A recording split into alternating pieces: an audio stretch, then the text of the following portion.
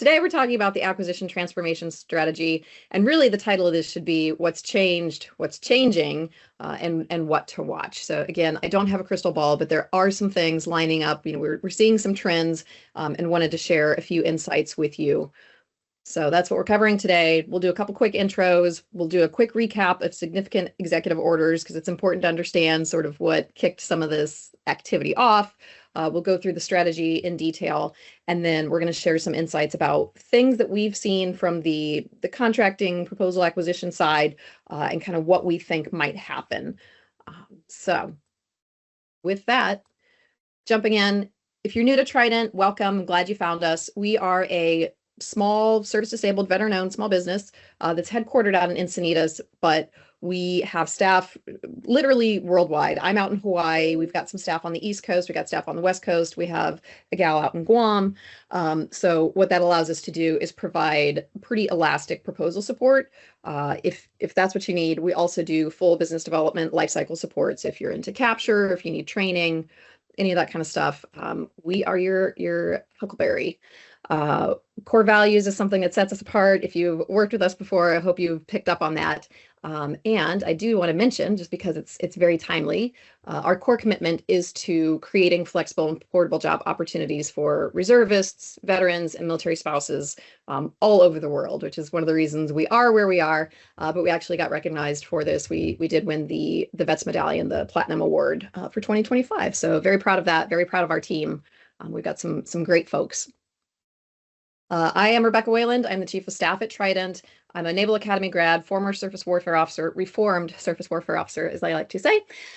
Married to a SWO, though, so I don't know how that works. I am the Strategic Vehicle Campaign Manager for Trident, so if you have pursued any of the multiple award IDIQs or the GWACs that are out there, you've probably heard my name, suffered through another kind of webinar, or worked with me and my fantastic staff. I've been with Trident for about 11 years.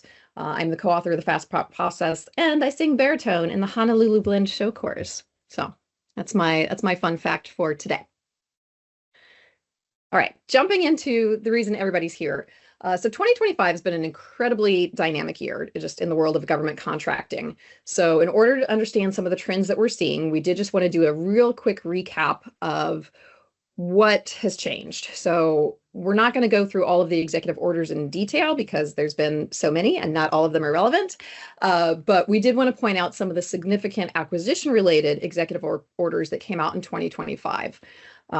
Really, a lot of what we're talking about today was spurred by the executive order released in April around modernizing defense acquisition and spurring innovation in the defense industrial base. And that is a mouthful for sure. What's important to understand about the executive orders is that most of them didn't create the change themselves. They directed people to come up with a plan to implement a change, right? So for example, the restoring common sense to federal procurement didn't change the FAR itself, but it directed a reform of the FAR. So a lot of guidance was issued earlier in 2025, and we started to see the specific plans and strategies published towards the end of the year, which in reality means we're still a little ways out from total implementation and full adoption of some of these new strategies and ideas. So as I mentioned, Executive Order 14265, the Modernizing Defense Acquisition, really played a big role in driving this new acquisition transformation strategy that we'll talk about today. And I'm going to go into just a little bit more detail on that one in particular because it is kind of the bedrock for this. So breaking it down, there's three parts to this executive order. And part one is what directed the Secretary of Defense to submit a plan to reform the system. So I know I always use really word-dense slides, but it's because you'll get this material afterwards. So again, just in the interest of time, we're not going to go through everything, but a couple of the high points. They wanted to use, the SecDef was directed to basically submit this plan for reform as a way of expediting acquisitions. This is where we started to see language around prioritizing commercial solutions first, right? So we're moving away from the bespoke, the very tailored solutions that government contractors were being hired to provide, and just saying, okay, what can we pull off the shelf and use that doesn't require as much investment? So let's also cut some unnecessary tasks. Let's get rid of the duplicative approvals. All of these things are slowing down the process and, undermining what we're trying to do with government contracting. This idea around managing risk while encouraging innovation, you're going to see this theme or a variation on a theme throughout what we're talking about today, right? So speed, managing risk, innovation, these are all, foot stomping themes that come up again and again. There were some additional tasks outlined in this executive order, right? They got told to review the internal DoD regulations and eliminate any unnecessary supplemental regulations, reform, right size, and train the acquisition workforce, and then review all the major defense acquisition programs to determine consistency with the new policy based on speed, flexibility, execution. So specifically called out in this EO was any program that was more than 15% behind schedule or 15% over cost would be scrutinized for cancellation. If you're familiar with the military defense acquisition programs, a lot of them fall into that category. And actually, last week, this is not an all-inclusive list of the major defense acquisition programs, but just if you were curious what would qualify, this is just a representative list. And I put the Constellation class frigate in red because last week, or maybe the week before, time changes a little bit with that Thanksgiving holiday thrown in there. This got canceled, right? So it was announced we're not going to build any more Constellation class frigates. We'll continue with the 2 that are in progress. And interestingly, there wasn't a replacement identified. They didn't say we're going to stop building the Constellation and instead we're going to do this. If you kind of look at some of the other pieces of data that are out there, right? So SecNav canceled Constellation class. CNO released his C note that said, hey, we're focusing on this hedge strategy. There are indicators as to what the Navy's going to do, but it is still a big priority of the Navy to have a fleet with a certain number of ships who can do a certain number of things. So we're all kind of watching to see what happens there. But anyway, point of this EO is that all of these MDAPs are under review. And some of them were specifically called out by name also in the acquisition transformation strategy as saying like, hey, what gives? Like these are underperforming. We need to do better. So I would not be surprised if we saw more cancellations or redirecting of resources, framed in another way, as the months go on. Okay, so part 2, back to the EO itself.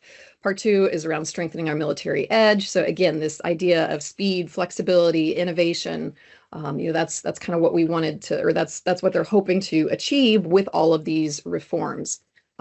This part of the EO is calling out some specific programs, right? Air Force One. Now we know they've sort of found a workaround for that.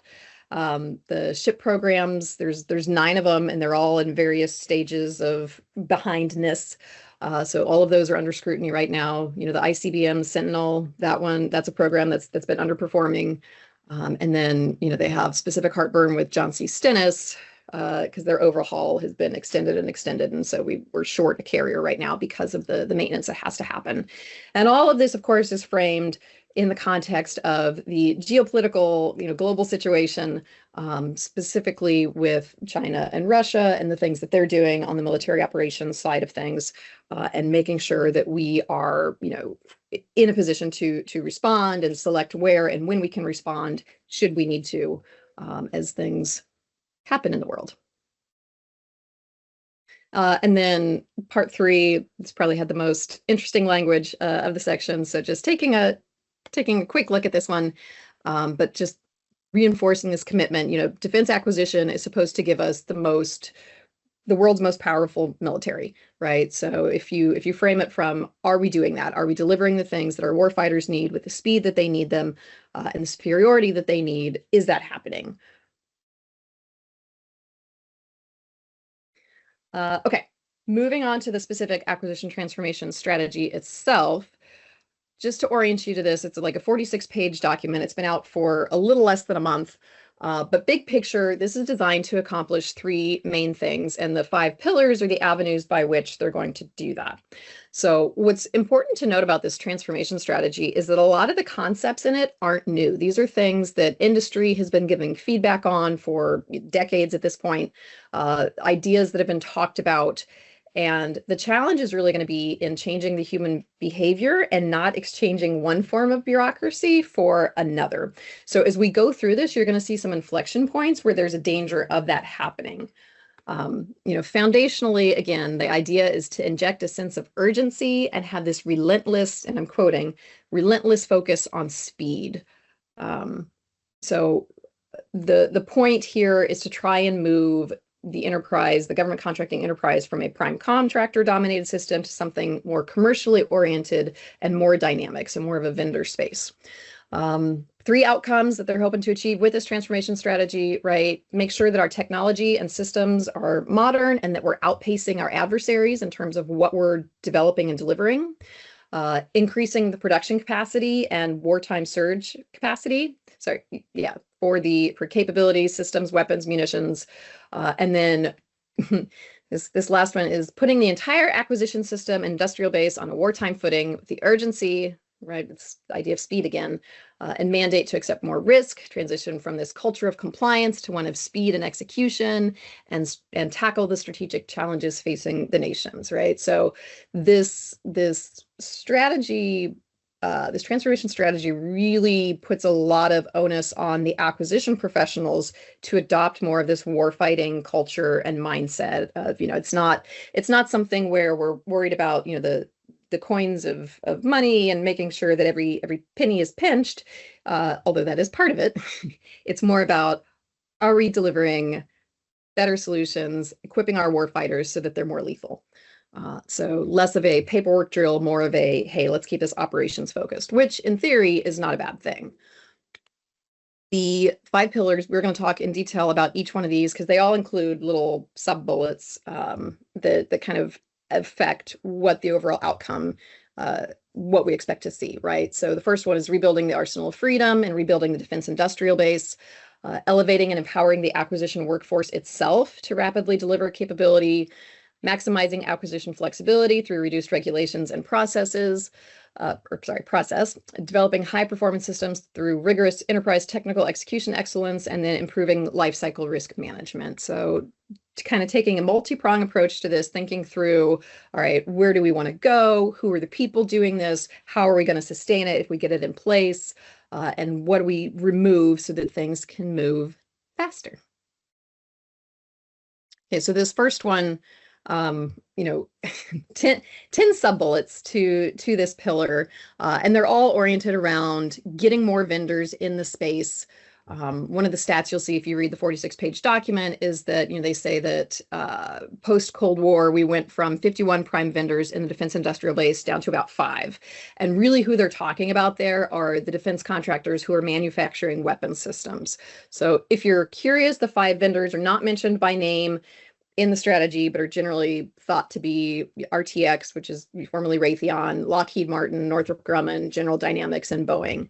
And the sense is that these guys just have a lock on the aircraft manufacturing, the weapons manufacturing, the systems manufacturing. And so really what the Defense Department or Department of War, Department of Defense, the old habits die hard, is trying to do is expand the number of choices that they have and increase the competition so that they are getting better products and they're getting them more on time. Some of the things that stand out in this are, obviously we talked about expanding the industrial base, stabilizing the demand signal, right? Having longer run contracts, which seems a little bit counterintuitive to that vendor lock mentality. But the idea is that the government is hoping that industry invests more in developing their technologies, and it's not got to be completely funded and have the bill footed solely by the government. So the companies want to develop these technologies, and be invested and be more of a partner and less of the means by which the technology happens. So they're exploring all kinds of ideas around private capital investment and how to structure these agreements so that, again, the bill is not solely footed by the government. It's more of a pooled resource kind of thing. There's really funny language if you read the strategy, right? So if you reform the bid protests to make the losers pay, that's one way to frame it. And then maximizing flexible contracting. So really the key takeaways from this section are The government wants more choices in vendors and technologies available to them. They want industry to invest their own resources in the capability and technology development to assume more of the risk. And they want fewer middlemen in the process, right? So they want to go direct to the OEMs, have less of the vendors that can come in and tailor things for them. They're not as interested in that. So the value added resellers, right, kind of trying to trim that pool, removing the roadblocks in the acquisition process itself because they want to go faster. And I would say the best way to kind of summarize this mindset is that a pretty good on-time solution is more favorable than a perfect but delayed solution. So if you're in doubt about, hey, what's most important to them, it's speed. It's an 85% solution. They're going to call that good enough, at least to start. So we'll talk more about that in a little bit. Second pillar is elevating and empowering the acquisition workforce itself. So you'll see a lot of language in this section around the training that the acquisition workforce is going to get or how they're going to set that up.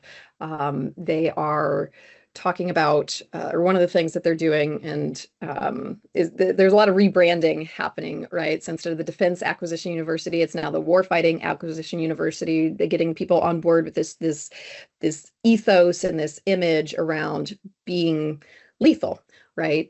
Not being paperwork and admin driven, but being warfighting driven. So there's name changes here. One of the big shifts in this pillar is the move away from program executive officers to portfolio acquisition executives, right? So cutting out some of the layers of admin and bureaucracy in the org chart, and giving individuals in these key roles broader control over more things so that they can direct the use of funding and resources and make more decisions around what they buy and how they buy it. There's also some things in here thrown out around capability trade councils, the PPBE reform, and then incentivizing the workforce itself. And this is one of those things that's going to be really interesting to watch, right? So they talk specifically about paying the acquisition professionals well and holding them responsible for getting the best deals for the warfighter, no matter what it takes. So, having individuals with more accountability, but also more incentive to pick the right programs and, have that directly affect their career path. So it's less about, being tenured in one spot and more about what are the results that you deliver in theory. So summarizing this, right, is shifting the buying and decision power to better trained acquisition professionals, giving acquisition professionals more skin in the game, so that they actually may be held accountable if the program falls behind schedule or if it doesn't deliver the plane that is supposed to do what the plane can do or is promised to do. The establishment of the portfolio acquisition executives, removing the program executive officers, right? So again, fewer layers in that org chart, consolidation at portfolio level, vice program level, and then more flexibility in using pots of money, right? If you've ever been in the service, you know this argument well, or it's like, well, we have the money, but it's this kind of money. We can't use it for this. I think we're really going to see some of those stovepipes breaking down, which might make the accountability a little bit trickier, but we'll talk about that in a little bit. Okay, so then we get into this third pillar, which is all about maximizing flexibility by reducing regulations and streamlining the process. So, this idea around middle tier acquisition, just again, removing some of the reporting burdens and the admin that has to happen or that traditionally has happened with government contracting. Modernizing the testing infrastructure. They talk about improving cost estimation. We are going to talk a little bit around the common sense accounting and what might happen there. Foreign military sales reform is also on the docket. I know that there's a lot of programs that, we have sold, but the delivery date is years in the future. And so we're really looking for ways to provide some shortcuts and efficiencies there, so that our partners and allies in the world can shoulder some of the responsibility or just even capability around being a deterrent should the need arise. So some big big ideas here. So this idea of speed, again, right? Fewer middlemen, fewer regulations, less oversight and testing, less excessive study and analysis, better tools for the acquisition workforce to reduce the admin, increase the visibility onto what things are falling behind, what's on schedule, fixing that FMS process, right? Which is very complicated. And then one of the things that they're exploring is this move away from cost accounting standards to commercially used, generally accepted accounting principles. What's interesting about this is that, you know, the gap is it's less cumbersome, but it's also going to remove, if we shift away from the cost accounting standards, right? Those were developed to give the government better insight into how contractors were allocating costs on contracts, to help avoid unreasonable costs, and in certain cases to help the government recoup money if vendors were not, or contractors rather, were not being good stewards of the resources. So, you know, this is the cost accounting standards were established back in the 70s because it was a recommendation from the GAO, because they said, hey, what we have now for accounting for costs is inadequate. So that part hasn't changed, right? We still need to understand how money is getting spent, and what the cost accounting standards do at a very high level is provide contractors with the criteria to measure and assign costs specific to contracts. So if you take that away and we all go to these generally accepted accounting principles, it makes it easier for commercial firms to compete, and have, you know, contracts to be accepted as a government contractor. But you might lose some of that oversight and that ability to, again, recoup the costs if things aren't managed correctly. So it's less admin, but that admin was developed for a reason. So it's you know, there's some head scratching around that. One of the things that's getting batted around in industry is if really what they're trying to do is move away from the cost reimbursable contracts, because that's where the cost accounting standards really come into play, right? So if we see fewer cost reimbursable, cost plus contracts, are we going to see more firm fixed price? There's actually an article in Washington Technology this morning around, yeah, this idea of this time and materials, like just tell us how much labor it takes. It's really unpopular with the current administration because they want to see results. Now, again, government contracting is a really big landscape. So there are certain use cases where firm fixed price makes a ton of sense, right? If you're ordering a set number of things, if you want to buy 100 drones, then yes, you want to know what you're going to pay for all of those 100 drones that are coming off the shelf. If you start developing things and you don't know what's going to work and there's going to be a little trial and error, firm fixed price makes a little bit less sense. So you might see things start being tied to the milestones more, right? So we might see more of the OTA kind of structure, or the CIBR structure, where there's set milestones and you have to deliver something by that time with certain features. Otherwise, you don't get paid. So again, having industry have a little bit more skin in the game is probably what's going to be happening here. So we'll talk more about that and when we talk about things to watch for. Okay, fourth pillar, we're making good time as we get through these, but developing high performance systems through, you know, rigorous enterprise technical execution excellence. This is all around making sure that the government is getting the best technology that's available, but also not doing that at the expense of having to work with one vendor for the next 20 years. So do they want the long run contracts? Yes, but they might just start awarding multiple contracts to vendors so that they have their choice and it's not one company building the one specific engine and only they can supply the parts. And so we're really beholden to the performance of this one company when it comes to maintaining these systems and putting them in the fight. So some takeaways here: they want more weapons, more surge capability. The wartime production unit, right, standing that up is really the intent here, is to just accelerate the delivery of weapons to warfighters. Combining the brain power of technical warrant holders with program leadership to deliver better solutions. They want to see more collaboration with industry, more feedback loops, more competition, less vendor lock, right? Talked about that. Integrating and testing sooner to shape the development of the actual system. So again, they want to get to this idea of, get to this 85% solution, get it in the hands of the warfighters, let them tell you how to finish it and get it to 100% so that it's not just being developed in a vacuum, but, the people who are going to use it and operate it and ultimately maintain it know and have their inputs taken into account before it's a final product.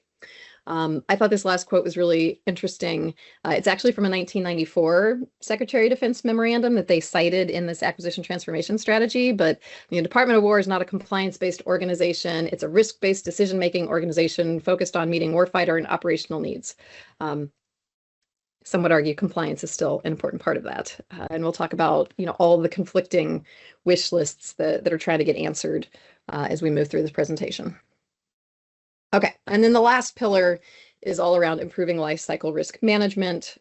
So we'll skip ahead to the things, but really we're trying to reduce the reliance on contractors to come in and fix systems, and then that takes things offline for a lot of times, or for a long time. Train the force to do it, give them alternatives to the one part supplier, and reduce some of that vendor lock.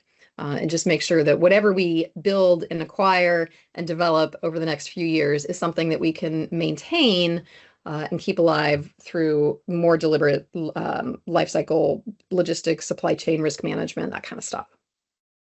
Okay, so the strategy is operationalizing a lot of the executive orders issued earlier in the year, right? But there's still a lot of unknowns here. So biggest takeaway is that biggest takeaways are that overall, what they're trying to achieve is more competition through reduced roadblocks, right? And expanding the pool of companies that can even be eligible to bid on government contracts, right? It's putting more fish in the sea, right? That's why I have this. I'm a picture person, but just getting more people out there so that you have more choices to choose from. And so we're doing that by removing some of the oversight, removing some of the regulation, removing some of the reporting and admin requirements, making the accounting standards a little bit different, a little bit more accessible. If you've been responding to RFPs over the last, I'd say, year, it used to be if you were turning in past performance, there was really specific language around, and make sure it's for a similar agency, or we're only accepting federal contracts as past performance. That's something that we're not seeing as much of anymore, right? With MDA Shield, with NASA SOUP, with GSA Oasis Plus, all of those proposals had an element of past performance to them, but you were not confined to only having had state and federal clients, right? You could use projects from commercial work as well. So we've already seen this kind of creeping in the way that things are solicited and competed. So I would say in general, the government is far more accepting of commercial experience than what it traditionally has been. Another big takeaway, right? Again, this idea of speed, if you don't take anything else away from today, like they are trying to move. So again, they're going to achieve that by reducing some of the roadblocks and delegating some of the responsibility and authority down to lower levels. So, not waiting on Congress. If Congress approves the overall budget, then the PAEs can go figure out, and they can work with the different departments and their own agencies to talk about how they're going to spend the funds and what they're going to invest in. And then again, overall, this idea of having better outcomes through more competition and a fail forward but fast mentality. So we're definitely prioritizing progress over perfection when it comes to development.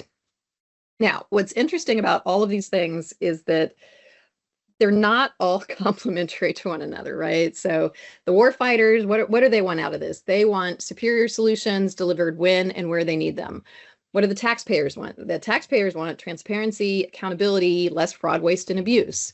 Industry wants to actually be able to compete for things and not have these completely saturated bidding pools, but also be able to sell their technology and get it in the hands of the people who need it without a ton of risk. Contracting officers want to know how much things are going to cost and when things are going to be delivered. And, everybody's got, I think, good intentions around here, but, how do you remove the oversight and still make sure that you're delivering low risk things to the warfighters, things that actually work as they're supposed to?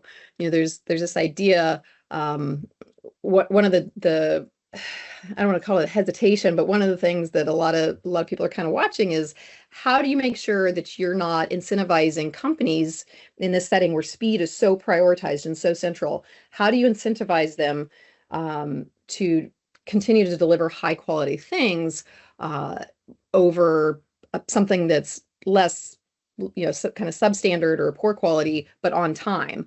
There's real things at stake here if you give the warfighters something that is not up to snuff. Now, I think what the current administration would argue is that we've been delivering them things that don't meet the performance requirements for a long time, and so the only way to do that is to do like a total system reset and get people oriented to just trying things, getting them out, and then holding people accountable. And by people, I really mean companies, when they miss their milestones or when they don't deliver things on time or when the things don't function as they were intended and promised to do.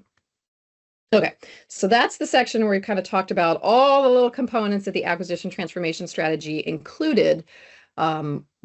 This is kind of the meat of the presentation around things that we've seen over the last few months and what we would encourage you to keep an eye on moving forward, because I can tell you the change is not over yet. Okay, so big picture, FAR acquisition or FAR-based acquisition is changing. That FAR overhaul that they did, and they're still tweaking some sections, but that was a massive rewrite, and it does give more flexibility to contracting officers. It softens some of the language around when they must take into account set-asides, when they may do things. So if you haven't, I mean, this could be, and in fact, there are many webinars separate from this, all around the FAR overhaul and kind of what it means for contractors, but it's definitely worth digging into a little bit to understand what has changed and how it might affect your specific company, especially if you are one of those, socioeconomic set-asides. Something that I like to remind people when we're talking about the FAR overhaul is that the task was not to make the FAR better, it was to make the FAR shorter. And so if you are going through this and you're like, gosh, this has been a problem for years, why didn't they fix it? Like, well, because that wasn't the assignment. The assignment was to have fewer pages, have fewer regulations. And so, I think as we move forward, implementing new guidance, which by the way, is not standardized across all the agencies are at different levels of, or different points of adoption.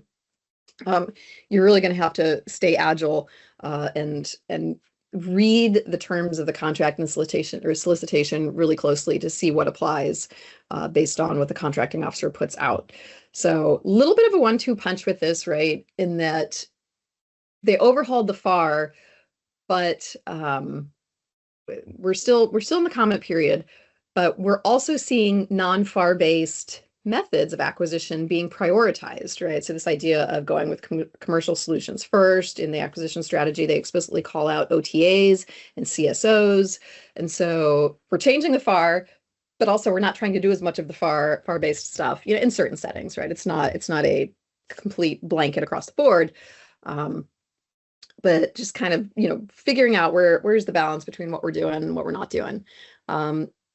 Interestingly, the 8A program, the small disadvantaged business, these are still designations that exist, but there have been reduced goals applied. There's still, a minimum that the government has as statutory, but we may see less, I would say, sway, right? Like those socioeconomic designations may not carry the weight that they used to in competition. And then again, like I mentioned, the acquisition transformation strategy itself is encouraging this move away, at least in Department of War setting, from the FAR-based contracting to the non-traditional pathways. So generally speaking, what it means for you as government contractors, the contracting officers are going to have a lot more flexibility to determine their set-aside usage, but it also might lead to less consistency across the agencies and how they research, evaluate, and even award the contracts. Because, if this agency has a mission of delivering bombs and bullets and missiles, what they do and how they acquire those things might look very different than what a more research-based industry or agency is doing, and especially because the contracting officers themselves are going to have a lot of leeway. So what works at one may not work at another. And if you take nothing else away from this, client engagement is really important. Know your client, know what they care about, know what they're trying to do, and know what their pressures are, because they are certainly under more of a microscope than what they've been previously. And then we do expect to see the use of non-traditional contracting methods such as the CSOs, the OTAs, and the SIBRs increasing. We've seen a lot of those this year. We're going to see a lot more, I think, trial structures in terms of contracts or agreements or whatever legal term wants to get applied. There's a lot of calls for commercial companies to submit ideas around, what have you seen work in terms of purchasing and legal agreements here. So, the Pentagon is very open to trying new things. So I think the fortune's going to favor the bold here in terms of being loud, being vocal, and being engaged.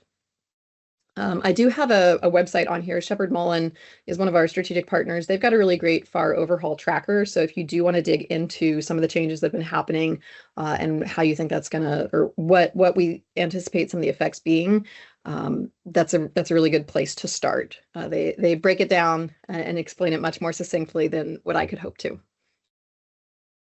That'll be in the packet that we send out after the webinar is done.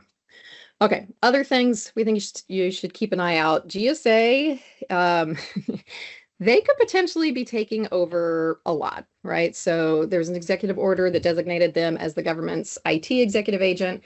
Not something that's necessarily, again, a new idea, but maybe there's more teeth now, right? And what's actually going to be enforced. We're seeing a lot of agency-specific IDIQs and GWACs being consolidated under GSA's authority, or at least considered for consolidation under GSA's authority to reduce that duplication, drive consolidation for products and for services, and get some efficiency. So the less scattered things are, I think the idea is, if we all go to GSA to buy computers, we're all going to pay the same price for computers, and we're going to get some cost savings there. What's worth noting is that GSA has also historically been a really good entry point for commercial contractors.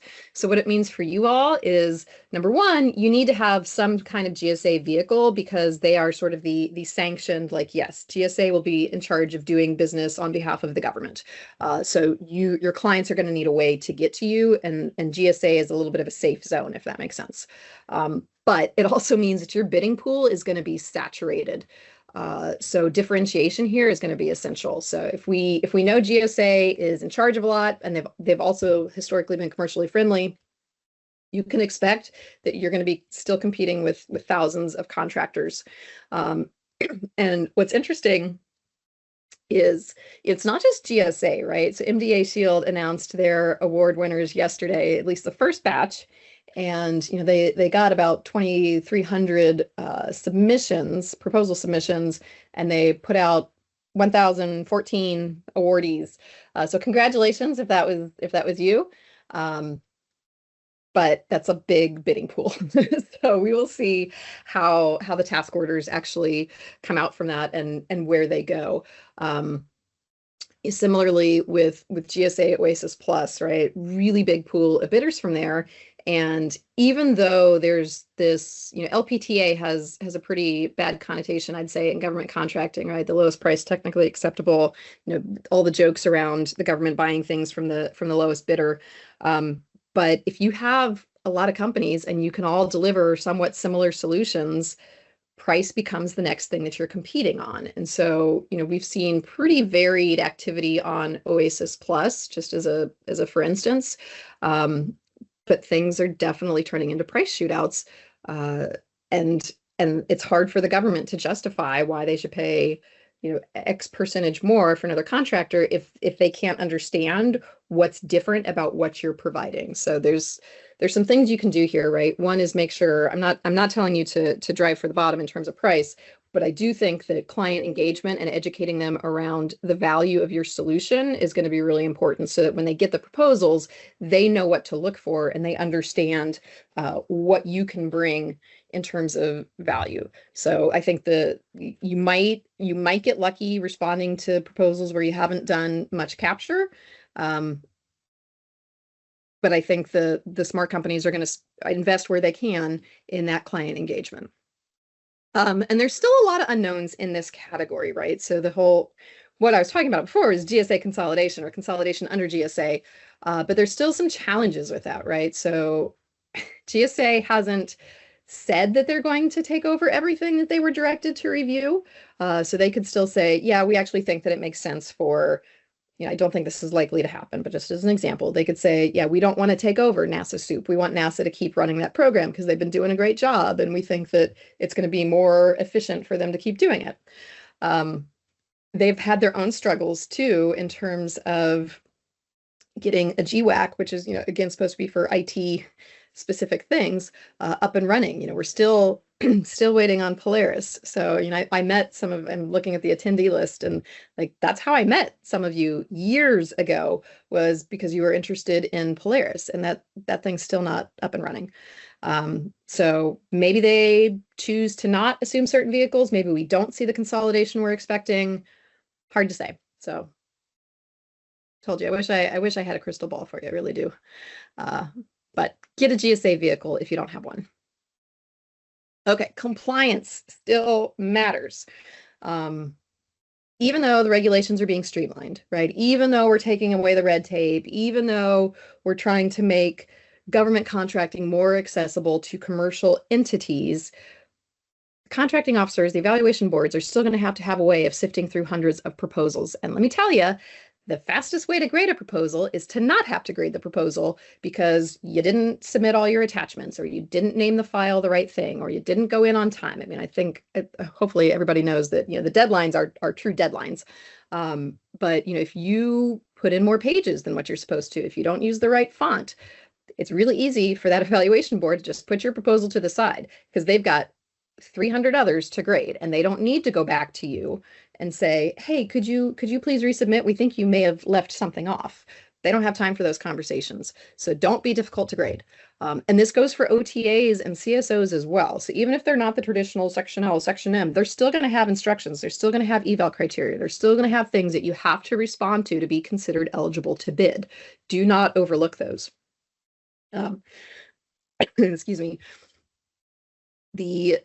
Again, what it means for you guys, being strict on compliance is the lowest cost way to cut down the number of proposals that need to be evaluated. And it's also fairly easy to defend in a protest, because if they say in the solicitation, do not use anything other than Times New Roman font, and you give them Arial, they don't have to be a reasonable human being about that. They told you explicitly in black and white not to do that. And if you have, I know nobody has free time, but if you ever do have free time, it's worth going to the GAO website and looking through the protests and what they uphold in terms of, excuse me, I've been talking too much, in terms of how nitpicky they are around compliance. We actually just saw a case a couple weeks ago where a prime submitted a bid and their subcontractors had sealed packages, and one of their subcontractors sent in a worksheet that they were trying to do the right thing. It wasn't password protected, but it had some data protection applied to it that was an internal company marking. And the result was that the government couldn't open it. And they disqualified the prime because the subcontractor hadn't followed instructions and given them an accessible file. So, side note, and yes, a plug for Trident, but if you are bidding on something and your subcontractors are submitting sealed bids that you as the prime can't see, you can have a third party review those and check for data markings, corrupt files, compliance with the instructions, and those kind of things. And it's worth the investment just to make sure that your whole bid doesn't get thrown out. And they didn't budge on that when the prime said, hey, wait a second, like this is unreasonable. We would have had no way of knowing. They said, well, too bad. You still had very clear instructions. So it is happening. Something else we want contractors to keep in mind, these faster acquisition timelines probably means shorter proposal cycles.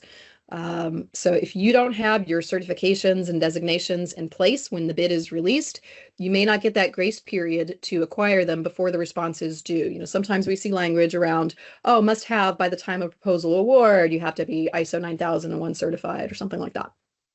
Nope. Like if they move the goalpost up and if they give you shorter time to respond, that's another really good way to cull the bidding pool. So and then something else to keep in mind, compliance in delivery. It's not just compliance in the proposal, it's compliance with the terms of the contract in delivery.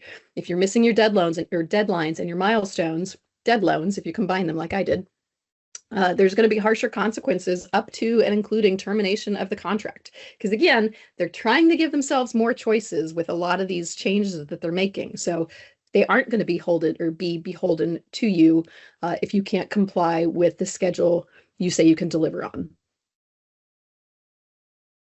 Okay, something else. This is again, this is areas to watch, right? So I don't know that for sure this is going to happen, but it's entirely possible that the past performance, right, your corporate experience may not get you the mileage that it used to when it comes to being evaluated for competition. This is for a couple reasons. Number one, there's a CPARS overhaul that's under consideration as part of the 2026 NDAA.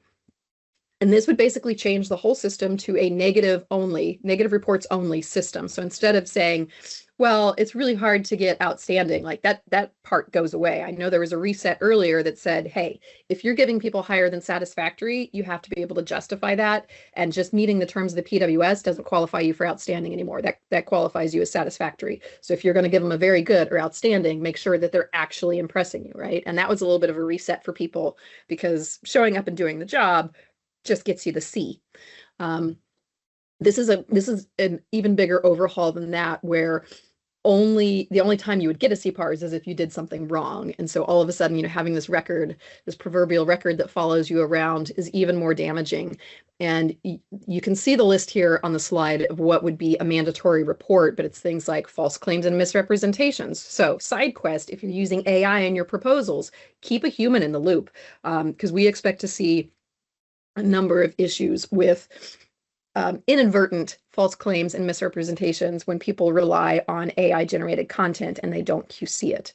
Cybersecurity breaches or failures. We'll talk about CMMC in a minute, but this is another thing that would go on your permanent record, right? Defective pricing, delinquent deliveries, delivery of defective products. All of these things would go on your report card if they move forward with this negative only reporting system. And by contrast, you don't have anything equal and opposite in a positive direction that would speak for you, that you'd be able to submit and say, no, our quality is really good. Like we're decentralizing our focus on that. The other reason that we might see fewer past performance requirements is that a lot of what we're trying to do is new and innovative, and it's emerging technology. And if it's new, then by definition, it hasn't been going on for a long time. And so you just might not have, like, if the contracting officers are trying to find bidders who can do this, it may not matter what you were doing 10 years ago, right? That might matter in terms of like, hey, are you a good partner for the government and can you manage a contract? But guess what? If we've completely flipped the contract structure on its head, again, that experience doesn't necessarily carry forward. So I do think we're going to see a shift away from relying on past performance as this predictor of future success that we've traditionally seen in proposals. So what you should keep in mind, apart from all the other things I've told you today, is that this would be specific to DoD, Department of War only, right? So other agencies may still use CPARS. So what works, again, in one agency may not work in another. It's going to be really hard to compare apples to apples in terms of what you're doing. If this goes into place, it's going to be easier for commercial companies to compete, as long as things evolve into this, hey, all you need now is no record of negative performance instead of what it is today, which would be a positive record of proven performance. So if you're a firm that relies on quality as one of your differentiators, you're going to need an alternative validation source / an internal system for tracking, right? So you still want to do a good job for your customers, right? You still want to make sure that you're delivering what you say you will, that you're doing things on time, that your client is happy, but you might have to, you're not going to have this beautiful CPARS to submit and cite in your technical volume or in your management approach anymore. You might have to, tighten up a little bit in terms of what you're tracking and the metrics that you're keeping in-house so that you still have measurable things to point to. And then, like I mentioned, using AI with caution. Like, we are not anti-AI. We see its benefit. We know it can accelerate things. We just want you to make sure that you're using it responsibly so you don't get into an issue where AI has written you a beautiful response to a solicitation requirement that is completely manufactured or fabricated or hallucinated, I think is the right term. Okay, so something else to keep in mind here, and it's not on the slide because I had too many words on there already, but in this whole idea of the technology being new and emerging, that means when the government is looking for things that they can evaluate, they may be relying more on prototypes and presentations. So those are especially conducive evaluation methodologies when it comes to technology, right? Because the non-traditional contracting, they can allow the commercial companies to compete. They can see what your product does or what your technology solution does because you can go in and show them. So the game is changing to not who's got 15 years experience doing this, it's who can get to an 85% solution first. Because again, they can take it, if it's an 85% like what they want, they can take it and tailor it from there once they get the input from the war fighters, the people actually using it. The other thing that I think you're going to see is just a lot more multiple awards. So instead of having these single award, billions of dollar contracts, they're going to award things to 10 companies.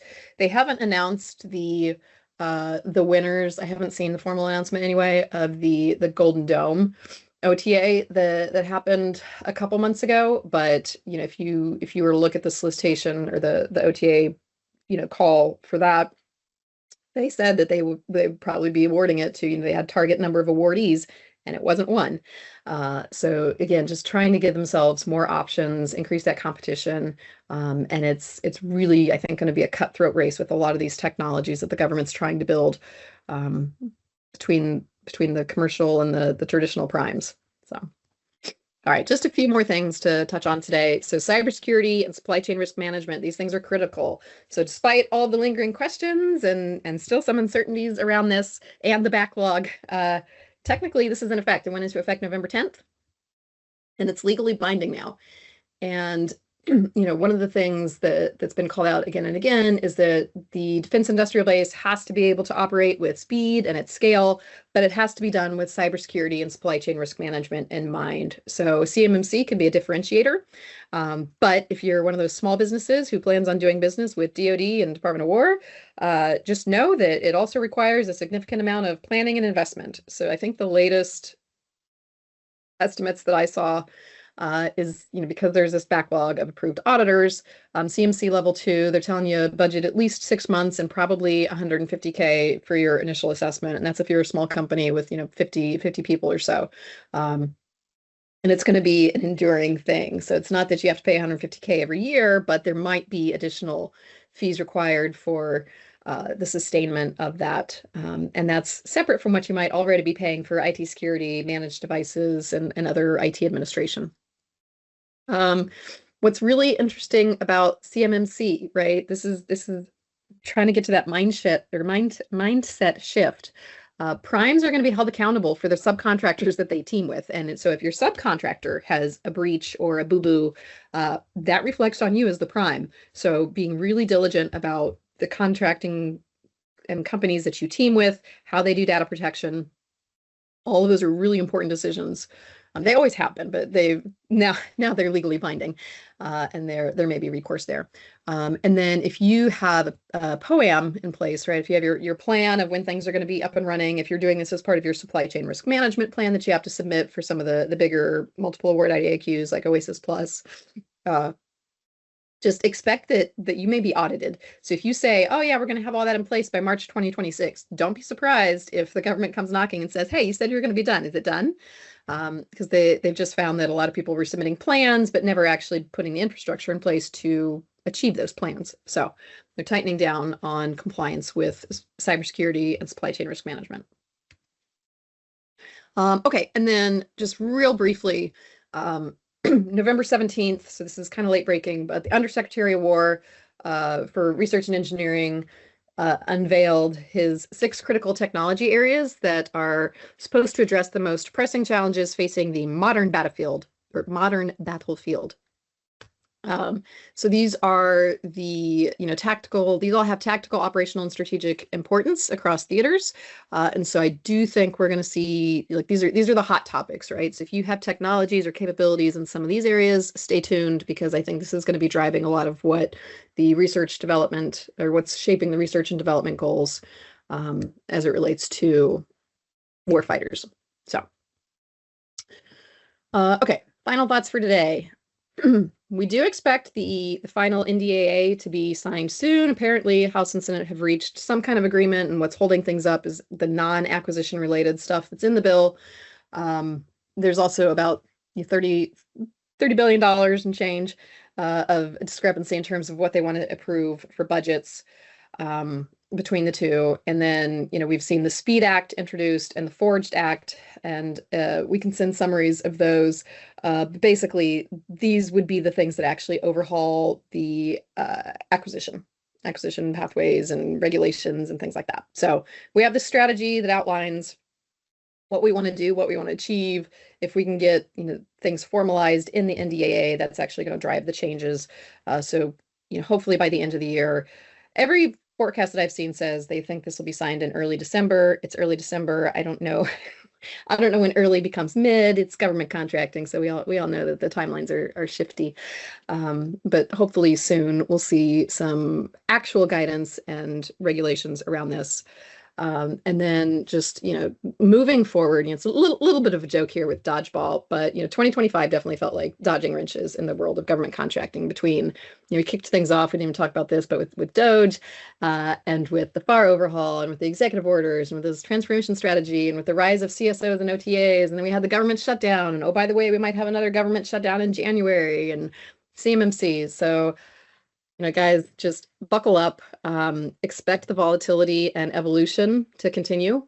And the companies who are going to do the best are going to be the companies who can deliver solutions with speed and stay agile and adaptable as this regulatory landscape continues to shift and evolve. So we're here for you. If you have questions, we'd love to work with you. Again, no crystal ball, but we can do our best to talk through what any of these changes might mean for your company, and help you control what's in the realm of control in this landscape. To that end, I do want to put in a plug for our next webinar. It's actually going to be a co-hosted webinar between ourselves and R3, and it's all around event attendance. So if you're going to West, if you're going to any of the FCAs, the NDIA conferences, if you've ever been to an event and said, what just happened? Is it worth me going? Like, we've got a 4-phase blueprint for success that kind of sets you up with what you need to do to plan, what you need to do when you're there, how to follow up after the event, so that you can see a little bit more ROI from those events. So that one's happening in January. So if you're making plans for the new year already, put that one on your calendar. Love to have you join for that. Okay, I have 2 minutes left to answer questions, so don't give me any hard ones. But thank you so much for your attention today. If you want to follow up with us, you can hit us up at webinars@tridentproposals.com. That actually goes to a distro, so that's great, because if I don't have the answer, your question will be seen by a couple other folks. And we can, pool our brain trust and try to get you the answers that you're after. But otherwise, thank you so much. Have a safe and wonderful holiday season, and really appreciate your time today.